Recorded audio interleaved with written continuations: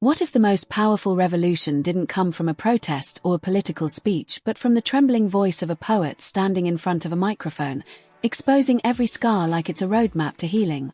That's what Andrea Gibson did, night after night, stage after stage, page after page.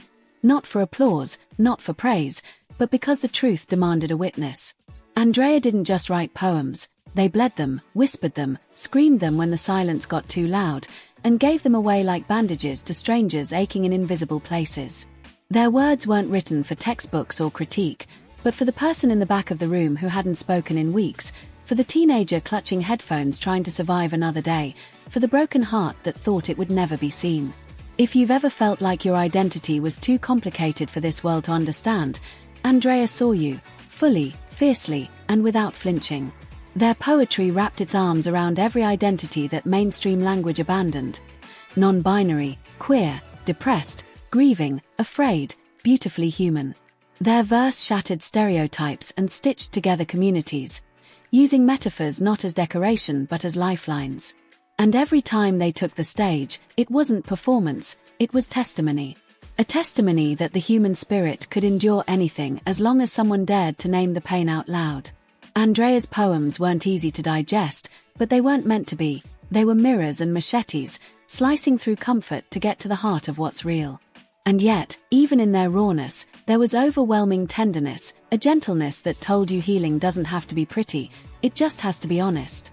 People didn't just listen to Andrea Gibson, they wept through them, grew through them, found language for grief, for gender, for identity, for loss. Their work became a lighthouse for those navigating storms they couldn't explain. They gave permission to cry, to rage, to love louder than fear. And in doing so, they gave thousands the courage to write their own verses. In a world that often weaponizes silence, Andrea chose to make noise, not for destruction, but for healing. They believed poetry could dismantle systems and rebuild hearts. They believed that naming your truth was a radical act. And they lived that belief so fiercely that their audience didn't just admire them, they felt seen by them. Teachers brought their poems into classrooms. Activists carried them into protests. Lovers used their verses as vows. Survivors quoted them like scripture. And somehow, through all of it, Andrea remained grounded, not as a celebrity, but as a fellow human being who just wanted everyone to feel less alone.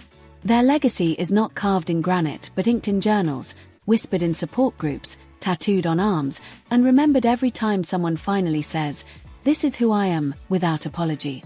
Even now, when their voice plays in recordings or their books are opened by trembling hands, it feels like they're still here, reminding us that poetry isn't dead, and neither is hope. Their most famous lines didn't just echo, they rooted themselves in hearts and grew.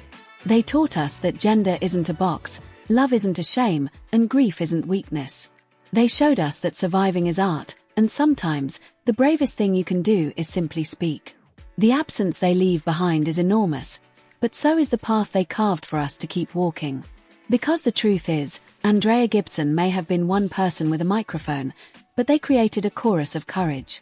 Every open mic that feels like therapy, every poem written in the margins of a hospital waiting room, every whispered affirmation that says, "I matter," carries their fingerprint. Their legacy is not over because the people they touched are still healing, still writing, still fighting, still living, because they did. And if you've never heard of Andrea Gibson until now, consider this your invitation into a world where poetry doesn't just rhyme, it revives. A world where the most delicate words carry the heaviest truths, and a single verse can change a life. You didn't just miss a performance, you missed a revolution told in metaphors. But it's not too late. Their voice still echoes. All you have to do is listen.